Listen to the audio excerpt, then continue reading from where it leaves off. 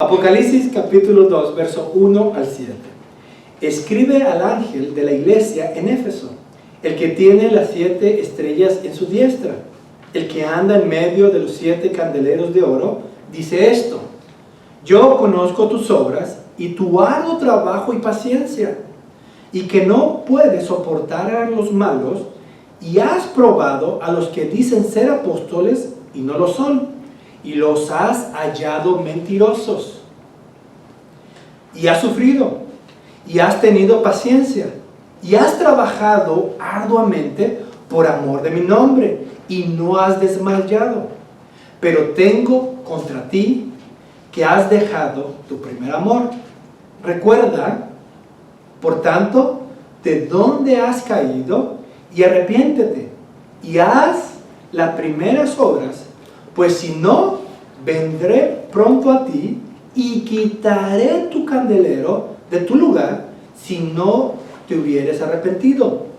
Pero tienes esto, que aborreces las obras de los nicolaitas, las cuales yo también aborrezco.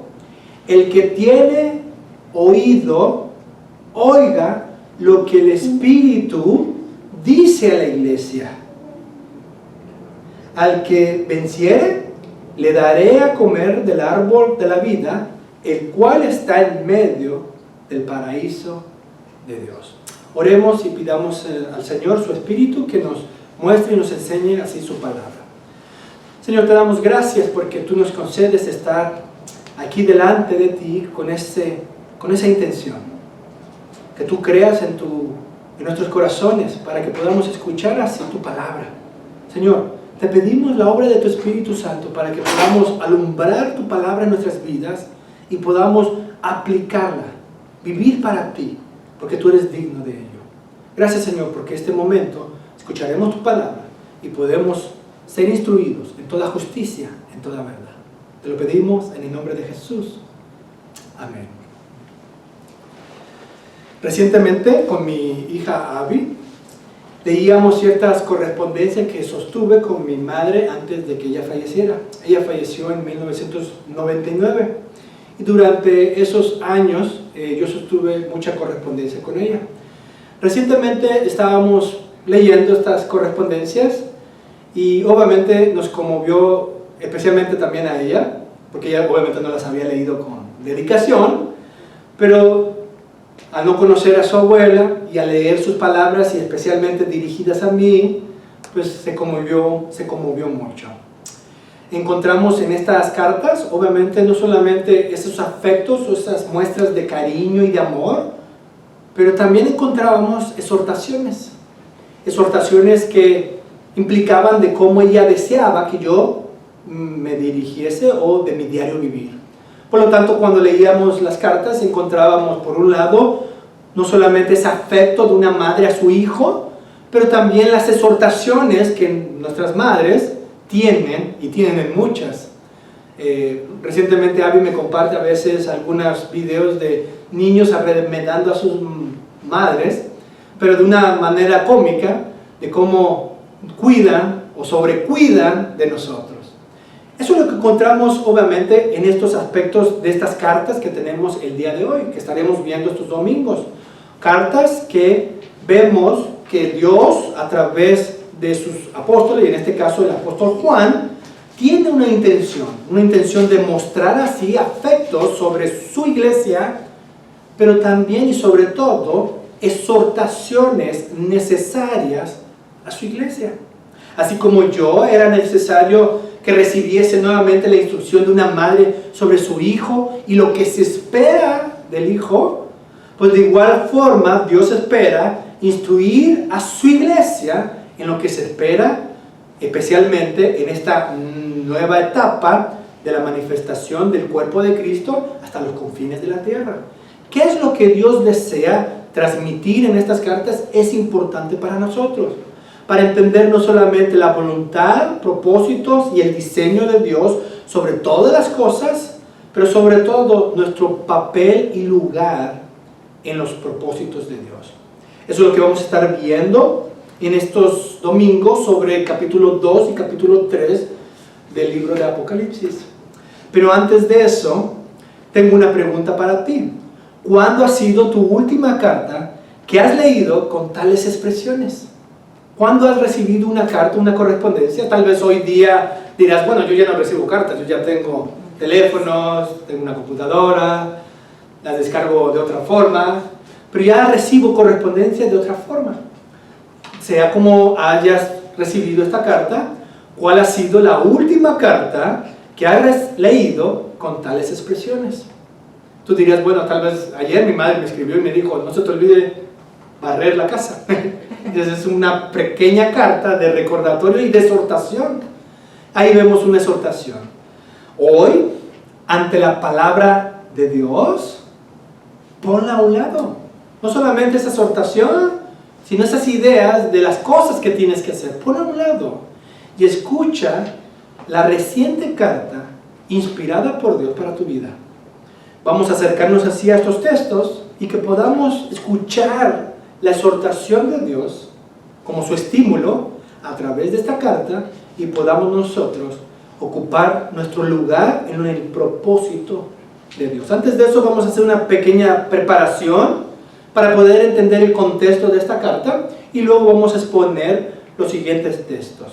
Comencemos primeramente con los eventos previos a esta carta del apóstol Juan a las iglesias del Señor. Primeramente, si me acompañan rápido al libro de Hechos, vamos a leer algunos textos solamente para ver el contexto de cuando se escribió esta carta. Si me acompañan a Hechos capítulo 18, verso 24, vamos a encontrar el primer predicador que llegó a esas regiones de la ciudad conocida como Éfeso. Y fue Apolos, era su nombre. Dice Hechos capítulo 18, verso 24. Llegó entonces a Éfeso un judío llamado Apolos, natural de Alejandría.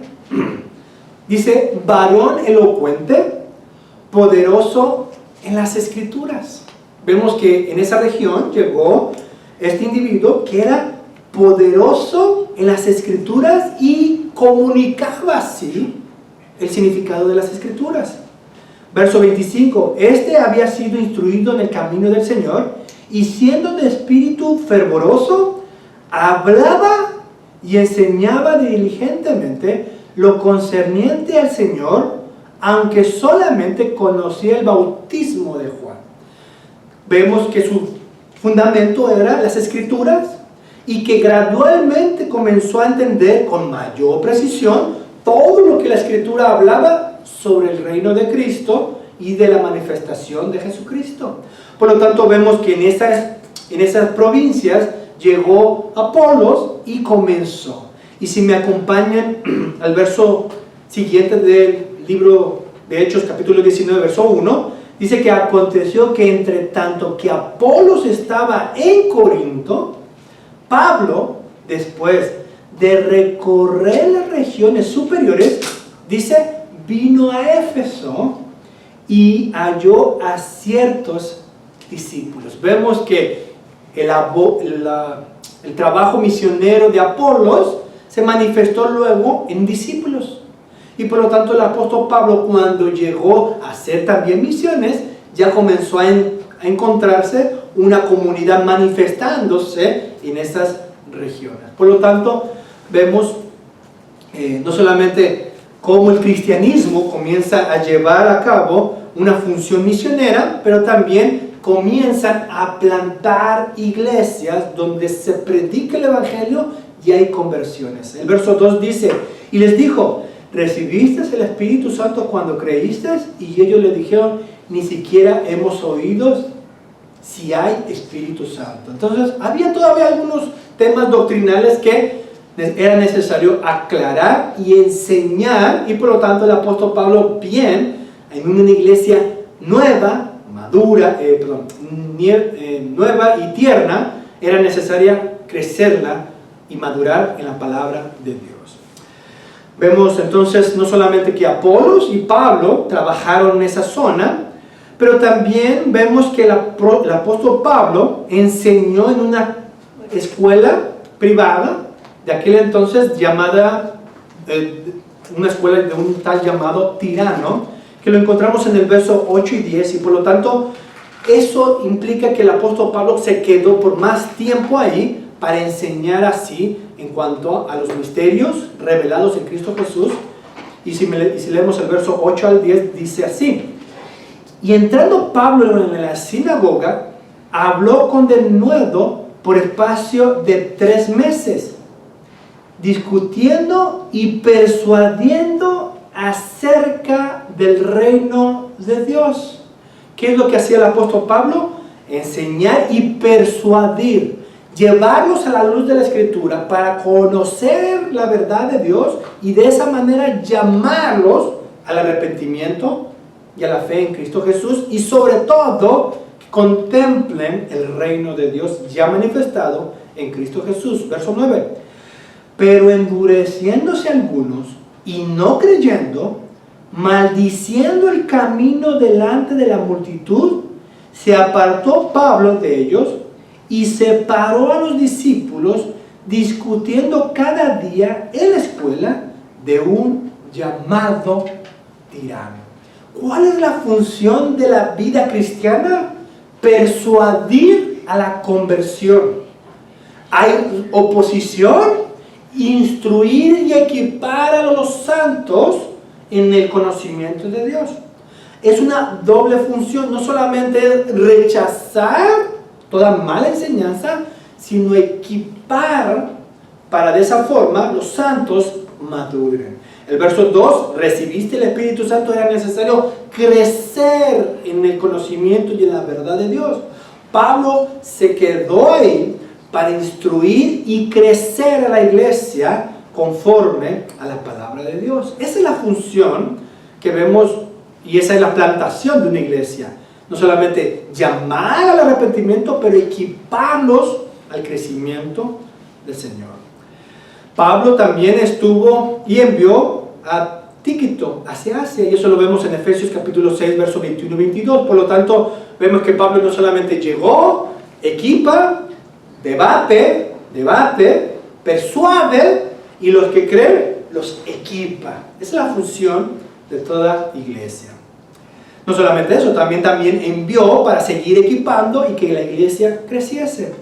Por lo tanto, vemos que tanto Apolos como Pablo trabajaron esa zona de trabajo, plantaron una iglesia, y esta iglesia se manifestó en la ciudad de Éfeso.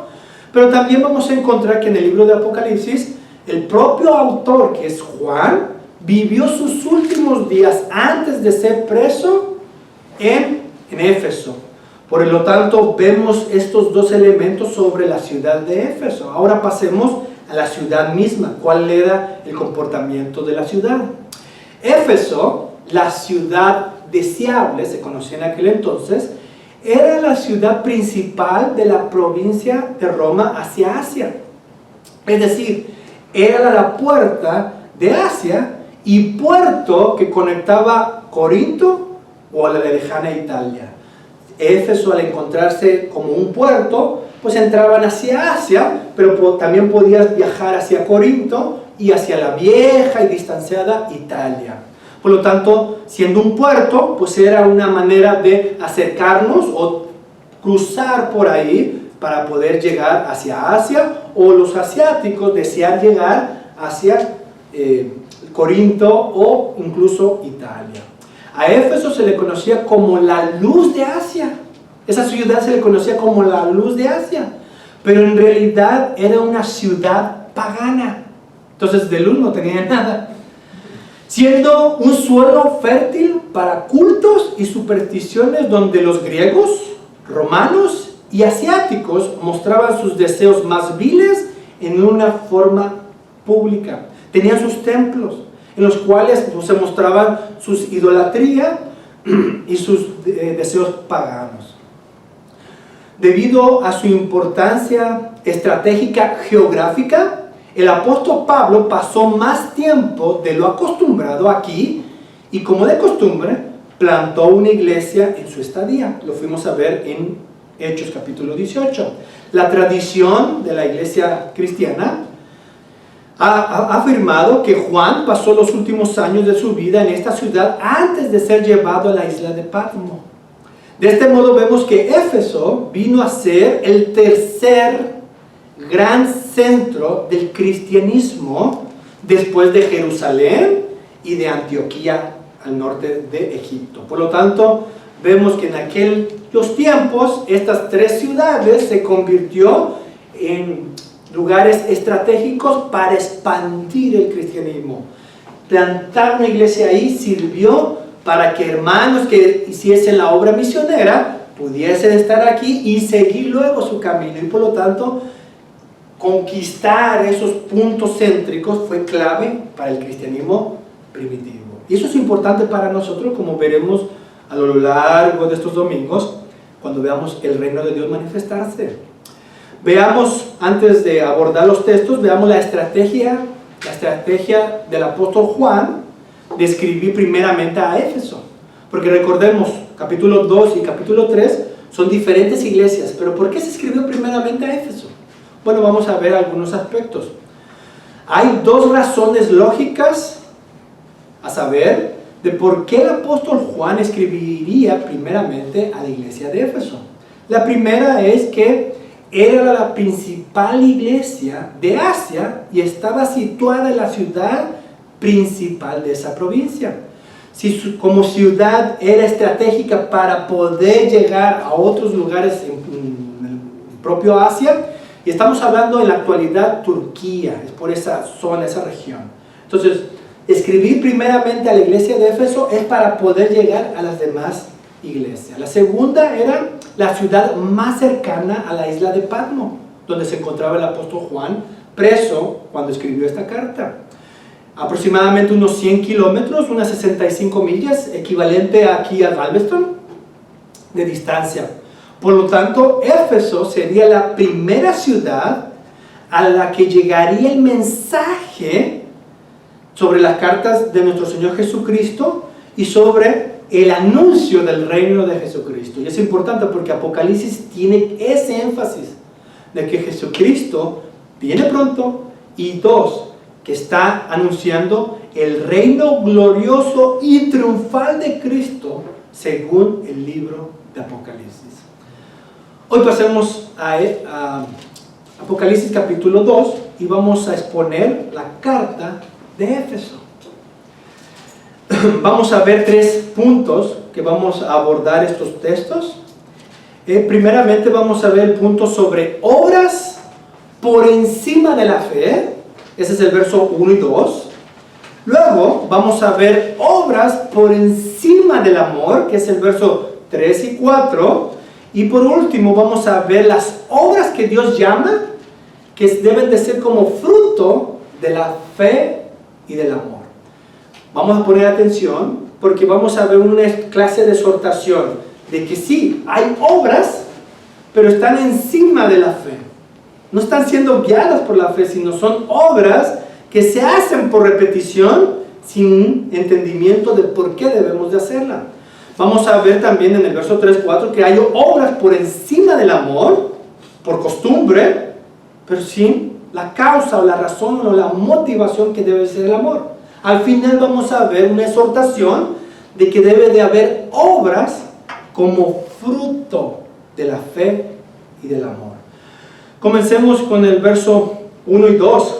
Dice: escribe al ángel de la iglesia en Éfeso. La mayoría de los comentaristas dicen que el ángel implica al pastor, a los pastores que pastorean el rebaño, guiándolas a Cristo, el supremo pastor, quien cuida a su rebaño. Los pastores no somos más que siervos del gran Rey y Señor.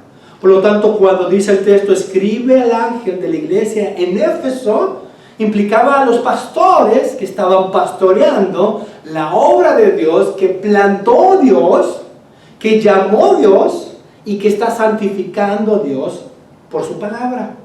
Por lo tanto, escribe al ángel de la iglesia en Éfeso, el que tiene las 7 estrellas en su diestra, el que anda en medio de los 7 candeleros de oro, dice esto. La referencia es a Jesucristo. Él resucitó poderosamente. Toda esta manifestación de su gloria es porque Él ha resucitado y vencido la muerte, ascendió a la diestra de Dios Padre. Ahora va a hablar a favor de su iglesia. Por lo tanto, vemos primeramente que la introducción de esta carta hacia la iglesia. Perdón. Ahora vamos al verso 2. Yo conozco tus obras y tu arduo trabajo y paciencia. Es interesante. Yo, dice el Señor, yo conozco tus obras. El conocimiento de Cristo por su pueblo debe ser nuestro máximo consuelo y motor de existencia y de servicio. Yo conozco, Él nos conoce a perfección.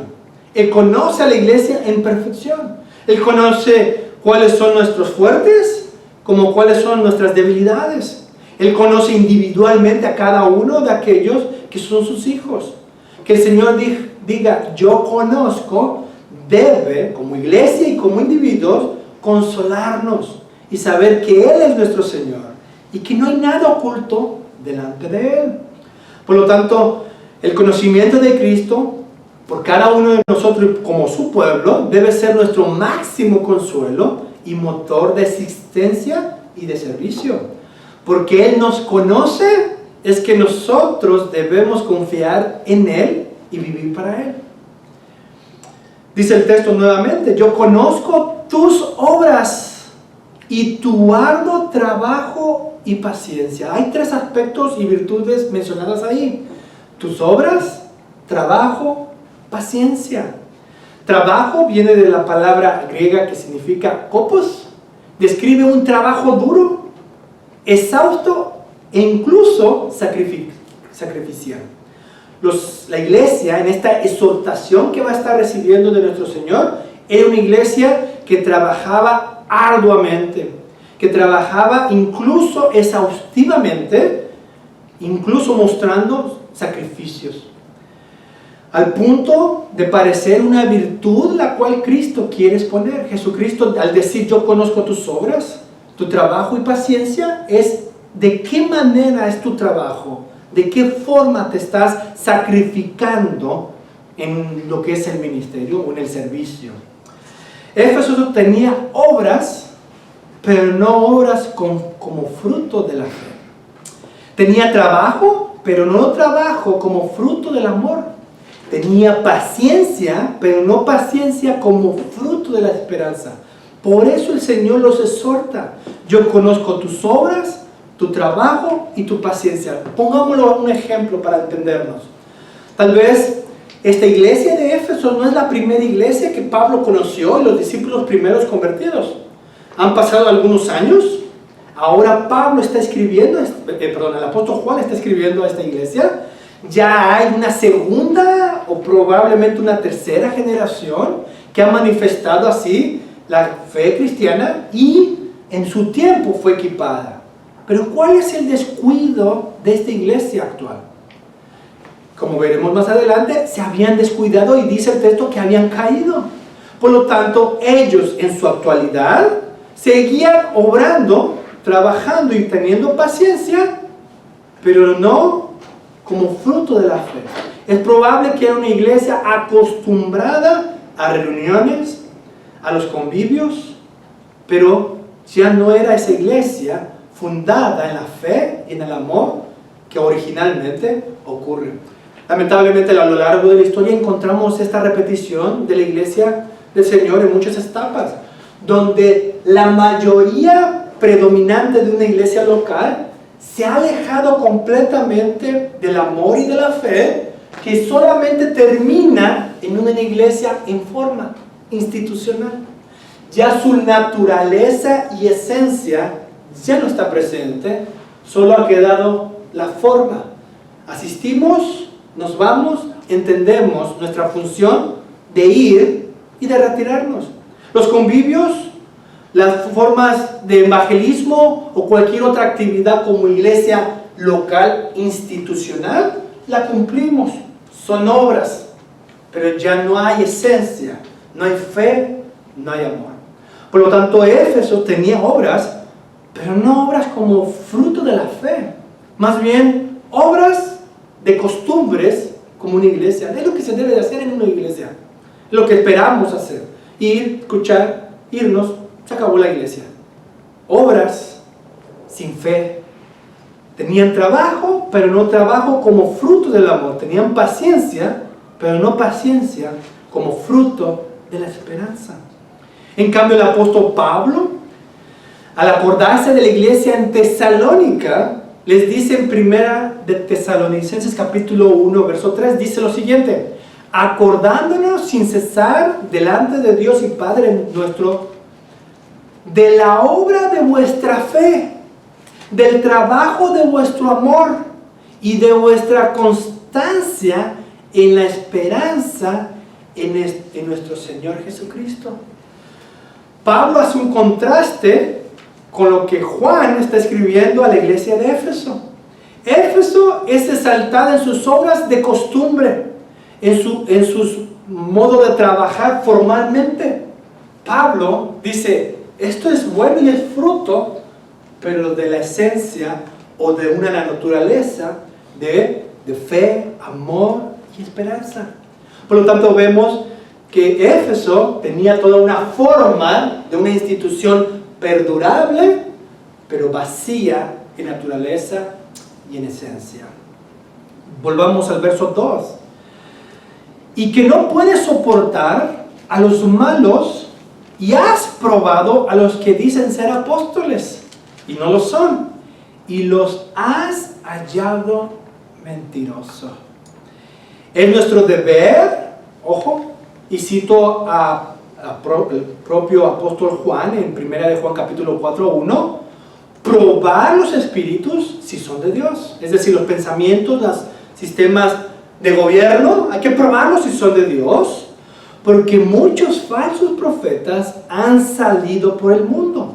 La iglesia tiene un llamado en su naturaleza y su forma de probar los pensamientos de los hombres, las enseñanzas, doctrinas de los hombres, si son conforme a la palabra de Dios. Éfeso tenía esa postura. Ellos exponían a los falsos maestros, a los falsos profetas, y dice el texto que no soportaba a los malos, probaba a los que decían apóstoles, y los que no son los hallaban mentirosos. Eso es parte de la función de la iglesia, exponer el error. Pero no es solamente esa única función. Es nuestro deber crecer en la verdad y reconocer el engaño y la mentira y el falso, la falsedad, y exponer a los que dicen ser apóstoles o maestros o pastores y no lo son, exponerlos. Esa es parte de nuestra función. Esta iglesia de Éfeso no solamente hacía obras como tradición, y hacían ortodoxia como tradición, pero el apóstol Juan va a exhortar la naturaleza de ello. Por lo tanto, es nuestro deber probar los espíritus, si son de Dios. Sin embargo, es nuestro deber también llevar todo pensamiento a la obediencia de Cristo, castigando argumentativamente toda desobediencia. Esto implica no solamente como individuos y como iglesia exponer la falsa enseñanza, pero también llevar todo pensamiento a la obediencia de Cristo. No solamente decir, eso es malo, eso es falso profeta, sino llevarlo a la obediencia de Cristo, y de esa manera nosotros vivir en el reino de Dios como Dios nos manda hacerlo. Como padre, pongámoslo en una forma práctica. Hijo, no se debe hacer esto, no debemos de escuchar esto, eso es falso, no escuchemos esa iglesia, esto. Es un aspecto de nuestra función, pero nuestro deber es equiparlo en el gobierno de Dios. Y de esa manera, no solamente quedamos exponiendo, sino instruyéndonos y viviendo en el gobierno de Dios. Y de esa manera, exponemos el engaño, pero crecemos en la verdad. Exponemos lo falso, pero nos nutrimos y somos gobernados por la verdad de Dios. Acompáñenme a 2 de Corintios, donde el apóstol Pablo nos enseña esta verdad. Dice el verso 4, 2 de Corintios capítulo 10, verso 4. Verso 3. Pues aunque andamos en la carne, no militamos según la carne, porque las armas de nuestra milicia no son carnales, sino poderosas en Dios para la destrucción de fortalezas, derribando argumentos y toda altivez que se levanta contra el conocimiento de Dios. Que dice, llevando cautivo todo pensamiento a la obediencia de Cristo.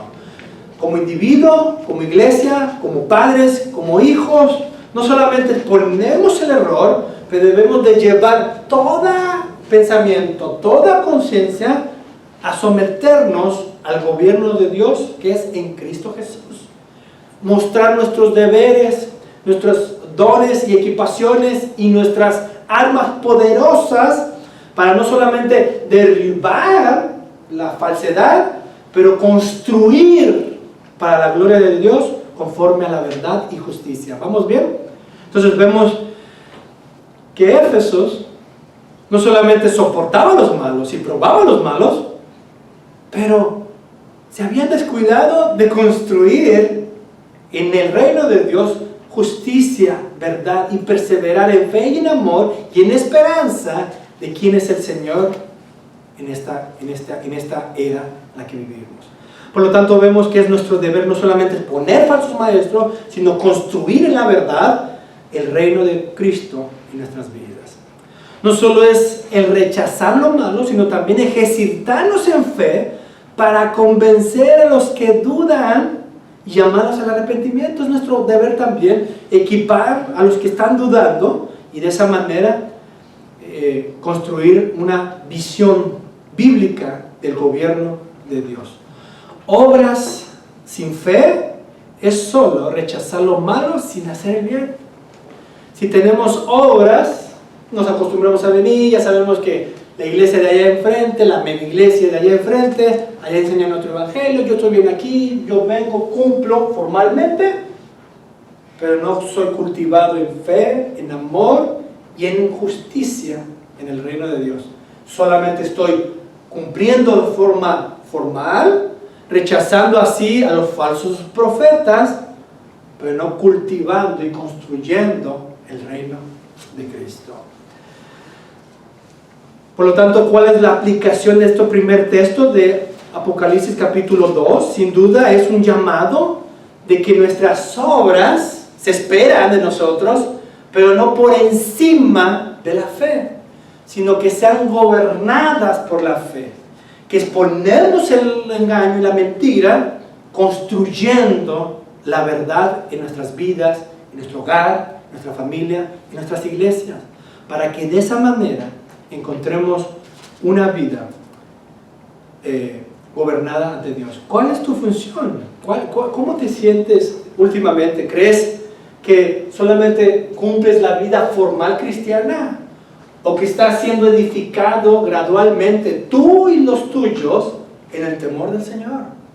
¿Es solamente una apariencia formal? ¿O en 1900, y eso es lamentable, nosotros que hemos visitado alguna iglesia reformada de tiempo atrás, 1800 llegó la iglesia y se estableció en tal ciudad. Hoy en día son a favor de la comunidad LGTB. Hoy a favor del matrimonio igualitario. ¿Qué pasó? Tienen ahora una forma de obras sociales, pero ya no tienen la fe de rechazar lo malo y construir el reino de Dios en justicia conforme a la palabra de Dios. Podemos al final terminar nosotros solamente en una forma, hermanos. Es el llamado de regresar y construir el reino de Dios desde el corazón regenerado hacia arriba. Y eso es lo que la exhortación que encontramos en este primer texto. Vamos al segundo texto, a los siguientes, que es el verso 3 al 4 de Apocalipsis capítulo 2. Porque aquí vemos que no solamente eran obras por encima de la fe, solamente terminaban en un cuadro de formación, pero también habían obras por encima del amor. Versos 3 y 4 dice, y has sufrido, y has tenido paciencia, y has trabajado arduamente por amor de mi nombre, y no has desmayado. La costumbre de la iglesia de Éfeso era seguir la misma serie de hábitos que los antepasados vivos por las visiones que se habían plantado en esos tiempos hacían en base al amor y en base a una vida en servicio. Estos terminaron trabajando una vida, pero olvidándose así, solamente recordando el amor de mis padres o el amor de mis antepasados que pusieron esta primera iglesia en esta ciudad. Ellos se afanaban tanto sufriendo en obras, en paciencia y trabajando arduamente, dice, por amor de mi nombre. Eso implica que subjetivamente estaban amando a Dios o que eran los padres que habían trabajado esa obra y que ellos solamente estaban siendo beneficiarios de esa obra. Y de esa manera no desmayaban. Vemos virtudes en este pasaje: sufrido, paciencia, trabajo arduamente, no desmayado. Sin embargo, el problema es que son solo frutos de una realidad pasada. Son frutos que ellos cosechan, pero de una realidad pasada. Dice el verso 4: pero tengo contra ti que has dejado tu primer amor. Vemos en el verso 3, lo has hecho por amor de mi nombre. Y en el verso 4, pero tengo contra ti que has dejado tu primer amor. Ellos estaban en los frutos de un amor, sí, en los frutos. ¿Cuál es la exhortación del Señor? Has dejado tu primer amor. El fundamento de la motivación de todo esto debe de ser tu primer amor. No solamente los residuos y frutos de ese amor. Este es un llamado para todos nosotros como individuos y como iglesia. Podemos estar gozando no solamente de los frutos del primer amor, pero eventualmente esto se va a pagar. Porque el llamado es regresar al primer amor. Fe y amor como los fundamentos de las obras. Pero si solamente nos quedamos y avanzamos en los frutos de aquel primer amor, tarde o temprano nos alejaremos tanto y estaremos completamente, la mayoría de una iglesia local terminará siendo sencillamente gente inconversa, que no temen al Señor, que formalmente se congregan, pero se han alejado de la verdad de Dios. Verso 4 dice: pero tengo contra ti que has dejado tu primer amor. Simultáneamente podemos ver que una iglesia puede tener cierta vida en el presente, pero la realidad es que ha dejado ya su primer amor en el presente. Simultáneamente se muestra de una forma una vida que parece que tienen amor, pero solamente son los residuos de una realidad ya pasada. En otras palabras, una iglesia puede estar ocupada en sus actividades del día en día, pero sin tener las motivaciones y las razones correctas. Ya no son las mismas.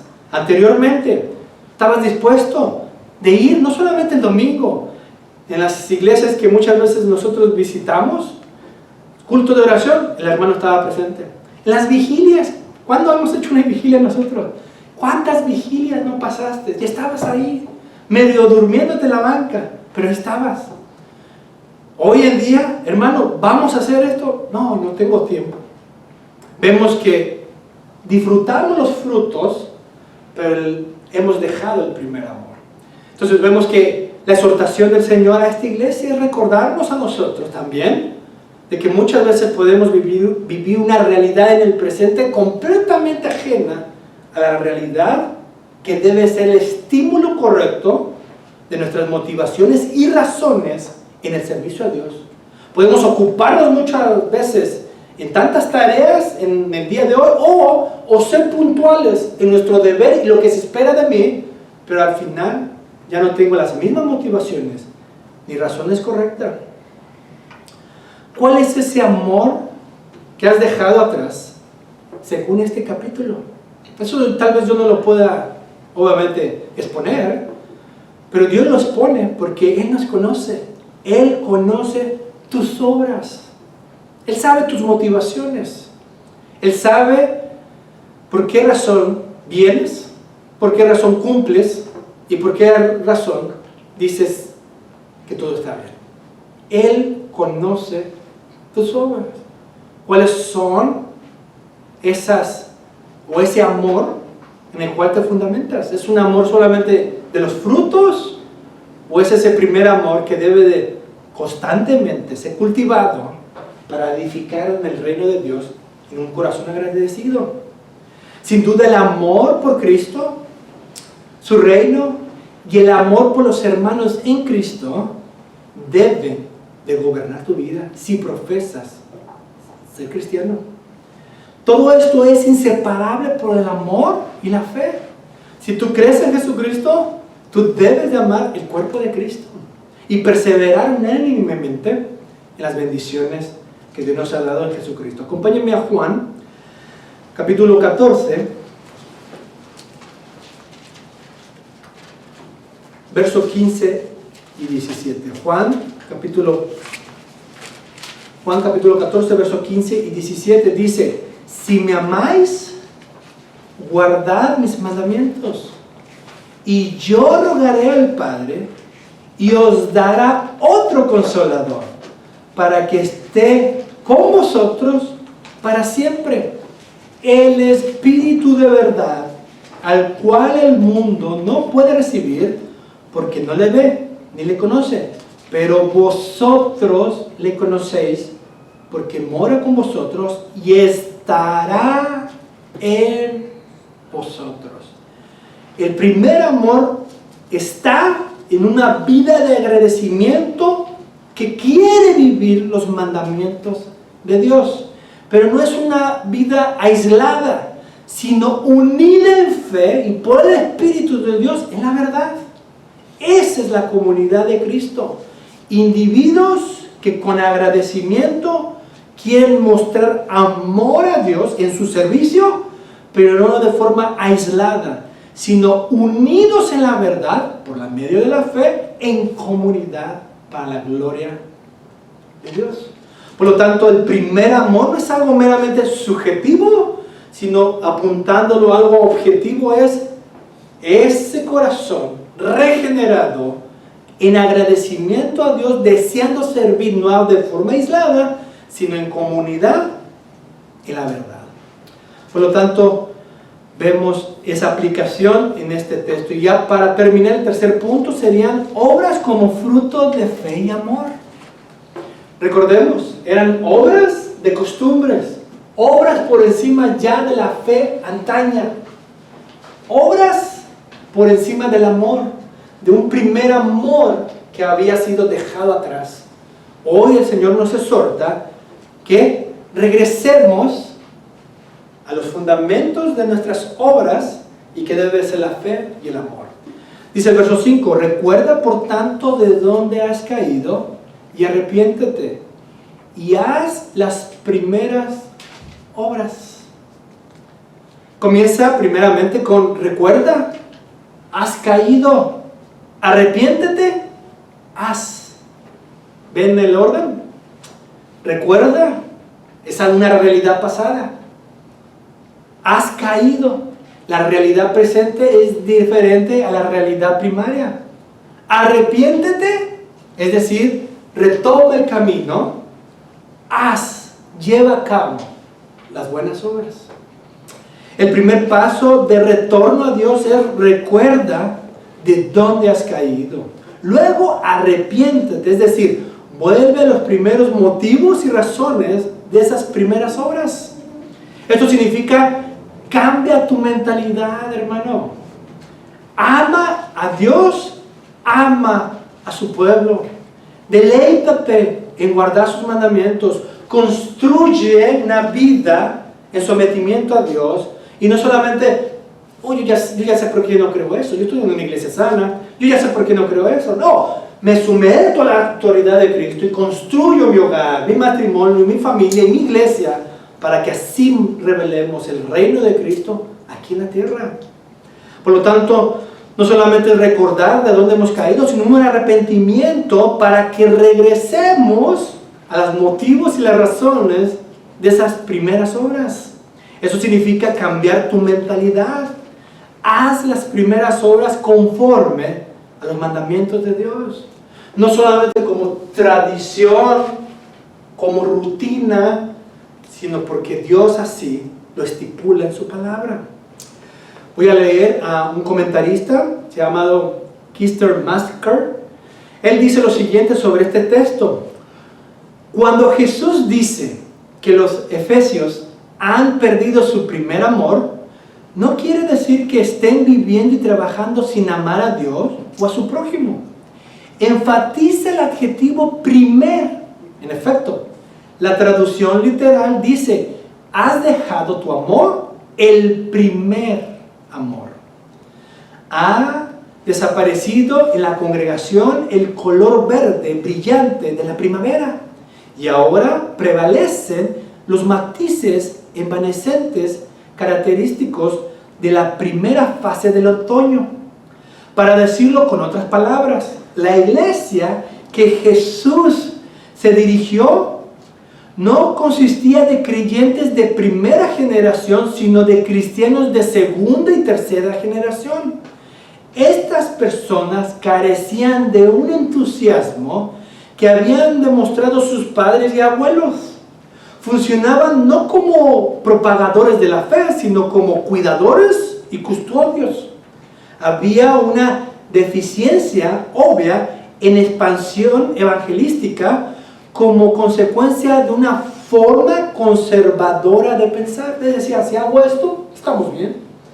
Amaban a su Señor, pero ya no con el corazón, alma y la mente. Termino la cita. La primera generación hizo esfuerzos extraordinarios de modo que Éfeso, dice, y cito Hechos 19:20, la palabra de Dios crecía y se difundía con poder arrollador. Hechos capítulo 19:20. ¿Qué pasó con la segunda generación o tercera? Ya no ocurría eso, ya no crecía, solo vivían de lo que había crecido.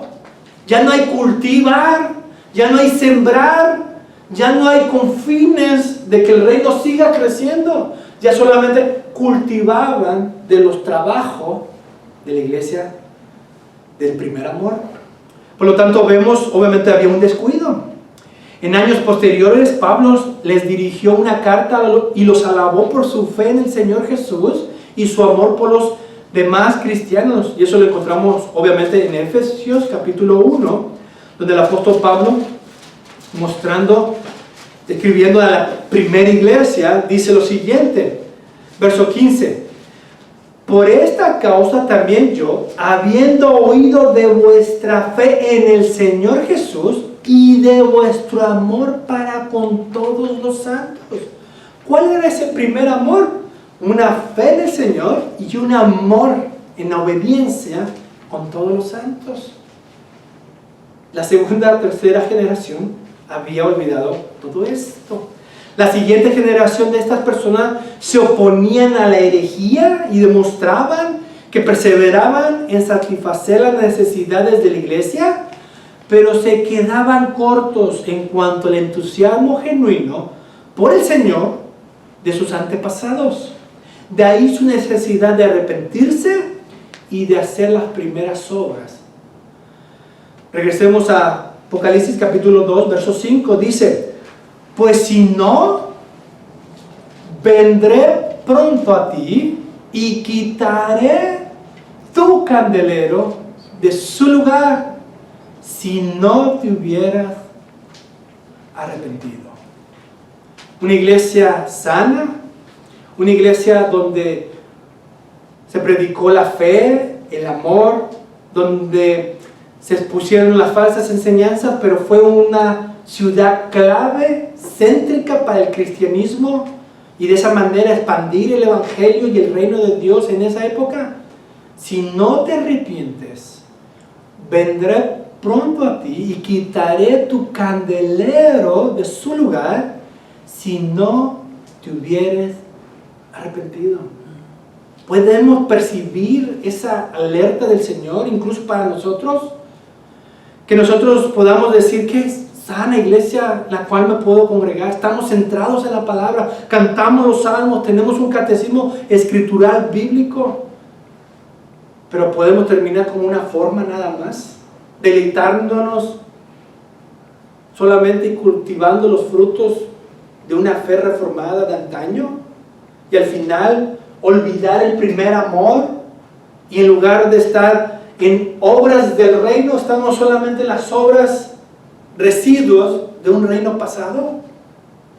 Y de esa manera Dios nos puede decir localmente a cada uno de nosotros: vendré pronto a ti y quitaré tu candelero de su lugar, nos dejará en tinieblas. Al final podrá deshacer de esta iglesia local, y al final nos encontremos solamente como el resto de las iglesias, formalmente congregados, pero sin luz, sin fe y amor. Eso es un juicio que Dios hace a iglesias que descuidan, que las desintegra porque son inútiles en cuanto al reino. Y esa es una exhortación que debemos de atender, no solamente porque lo vemos en la Escritura, porque creemos que el Espíritu Santo nos reúne en verdad, y tenemos que reformarnos, no solamente en cuanto a de forma externa, sino internamente. El venir pronto significa juicio. El Señor dice quitar el candelabro de una iglesia, lo cual significa que como congregación experimentarían un oscurecimiento espiritual por completo. Una iglesia deja de serlo cuando ya no sirve a su maestro con amor y dedicación genuina. Terminemos con el verso 6. Pero tienes esto, que aborrece las obras de los nicolaítas, las cuales yo también aborrezco. Nótese que el odio va dirigido hacia las obras. ¿Quiénes eran los nicolaítas? Hay por lo menos 3 opiniones sobre ese punto. Ireneo, un padre de la iglesia, en el siglo II dijo y enseñó que los nicolaítas eran seguidores de Nicolás, un prosélito de Antioquía que fue un diácono en la iglesia primitiva. Si nosotros vamos a Hechos capítulo 6, se menciona a Nicolás. Ireneo mencionó que él, como diácono, se alejó de la verdad y estableció una secta llamada los Nicolaitas. Otro punto es que otros consideran que estas personas constituían una secta gnóstica que trató de infiltrarse en las iglesias. Entonces los Nicolaitas eran un grupo de gnósticos que se metieron en la iglesia y comenzaron a tratar de desviar a la iglesia, y por lo tanto el Señor aplaude que han reconocido a estos y que los aborrecen, como yo también, dice el Señor. La tercera opinión es que otros afirman que los Nicolaitas eran quienes seguían las enseñanzas de los falsos apóstoles y de Balaam, que es algo que vemos internamente en Apocalipsis capítulo 2, verso 14 y 16, que estaremos viendo los próximos domingos sobre esos seguidores de Balaam. Pero algunos no los asocian con Nicolás y Balaam. Más allá de eso, nosotros pues, obviamente vamos a asumir la tercera posición, que los Nicolaitas eran gente que corrompían la iglesia, que se metían y seguían las falsas enseñanzas, así como Balaam, que estaremos viendo posteriormente. Por lo tanto, el texto nos dice que el Señor aborrecía sus obras, su inmoralidad, la participación de ellos en las congregaciones, obviamente inclinaciones a ídolos y perversiones de la verdad. El Señor aborrece esas cosas. El verso 7, el que tiene oído, oiga lo que el Espíritu dice a las iglesias. Al que venciere, hermano, iglesia, al que venciere, le daré a comer del árbol de la vida, al cual está en medio del paraíso. Aquí puede ser una mala interpretación, algunos decir, oh, entonces es a través de estas obras que yo voy a vencer y al final voy a ganar la vida eterna. No, esa no es una mala interpretación de toda la doctrina. Debemos de entender que el libro de Apocalipsis se cumple en la destrucción del templo de Jerusalén. Ahí es profetizado todos estos pesares sobre la iglesia antigua, que era los judíos que habían crucificado a Jesucristo y que ahora el Señor había venido con juicio para castigarlo. Esa es la profecía de Daniel, capítulo 9. El libro de Apocalipsis habla sobre ese acontecimiento y sobre el imperio romano de aquel entonces. Y lo único que queda es el regreso de Cristo a nuestros tiempos, o en esta era de la iglesia. Pero pongamos atención a esto. ¿Qué dice el texto? El que tiene oído, oiga lo que el Espíritu dice en las iglesias. Al que venciere. Si como iglesia local construimos nuestra vida, familias e iglesia en el seno familiar, en el seno de la congregación, en la palabra de Dios, estaremos venciendo todo descuido, todo mal o enfriamiento que puede venir sobre nosotros. Estamos siendo cultivados y de esa manera somos luz a las naciones de la verdad de Dios. Pero de lo contrario, si no atendemos a la palabra de Dios, el Señor dijo, quitaré la luz de ustedes.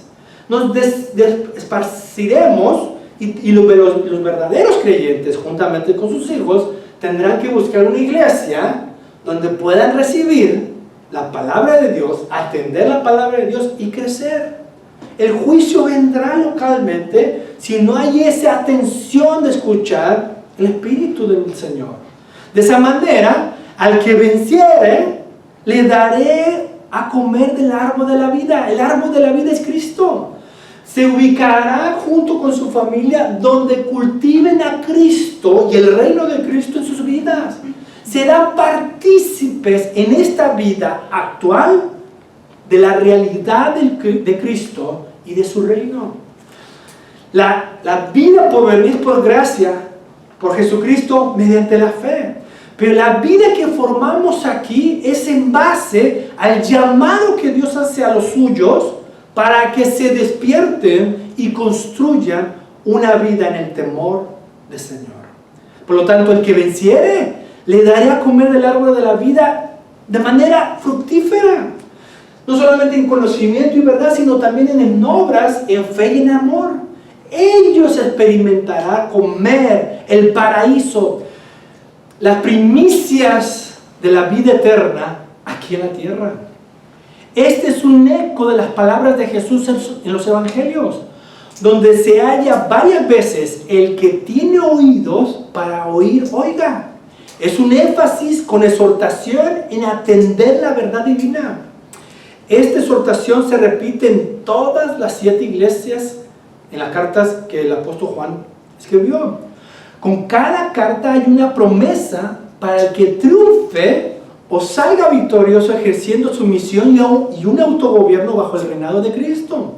El verbo se repite frecuentemente en el libro de Apocalipsis, cuyo tema principal es la victoria de la iglesia sobre todo mal. Incluso nosotros, si descuidamos el primer amor, es el triunfo, es decir, vamos a vencer como iglesia toda frialdad, descuido, costumbre, y nos vamos a centrar en la palabra del Señor. Todo esto por Jesucristo, el conquistador por excelencia. Él ha conquistado tu vida, Él es Señor de tu vida. Él ha salvado tu vida y es Señor de tu vida. Él ha conquistado tu vida y se espera que su iglesia conquiste sus enfriamientos y persevere fructíferamente y especialmente como una iglesia local. Por último, como el árbol de la vida, Jesucristo es ese árbol que podemos acercarnos y tomar de Él. Y no solamente de su verdad en cuanto a justificación, sino su gobierno en nuestras vidas. Swindy comenta, comer del árbol es disfrutar todo lo que la vida del mundo venidero tiene atesorado para la humanidad redimida. Nuevamente, comer del árbol es disfrutar todo lo que la vida del mundo venidero tiene atesorado para la humanidad redimida. Él los ve de una manera futurista. Comer el árbol de la vida es comer el árbol, es disfrutar todo lo que la vida del mundo venidero tiene atesorado para la humanidad redimida. Es como un aspecto todavía futurista. Pero el apóstol es más local, porque está escribiendo a una iglesia local. Por lo tanto, podemos hacer un énfasis distinto y decir lo siguiente: comer del árbol es disfrutar ahora, sirviendo al Señor con gozo y agradecimiento en estos días jóvenes de su nueva creación. ¿No dice la Escritura que somos nuevas criaturas en Cristo Jesús, que todas las cosas quedaron atrás? Podemos experimentar ahora la vida fructífera en Cristo Jesús y comer así del árbol de la vida y disfrutar la vida eterna que es conocer a Dios y a Jesucristo desde ya. Por lo tanto, no lo alejemos mucho, acerquémonos en el ahora, y somos llamados a crecer y experimentar estos días jóvenes de su nueva creación. Nosotros como criaturas nuevas y las que podemos hacer en el temor del Señor para su gloria. Concluimos. El propósito de Dios en sus palabras es desafiar a sus siervos a vivir para su gloria y su reino. Tomemos ese desafío, iglesia, conociendo la revelación que tenemos en Cristo Jesús, y levantémonos de los sueños y entremos en una realidad, no del pasado, sino del presente, la cual nos llama Dios. Inclina tu rostro y oremos y arrepintámonos de cualquier olvido. Señor, te damos gracias porque nos concedes nuevamente escuchar este pasaje poderoso. Espero poder haber servido en llevar todo pensamiento altivo a la obediencia de Cristo, Señor. Soy un siervo inútil. Solo tú me concedes, por tu palabra, el poder atar las conciencias de los hermanos. Señor, que podamos entender nuestro rol y función. Somos una iglesia pequeña, de pocos, que podemos cultivar estas verdades. Podemos... ¿Cuántas veces nos has hablado en el Antiguo Testamento que con un grupo tan pequeño hiciste grandes cosas? Podemos ser una iglesia como luz a esta ciudad. Debemos de centrarnos constantemente en tu palabra y en tu reino.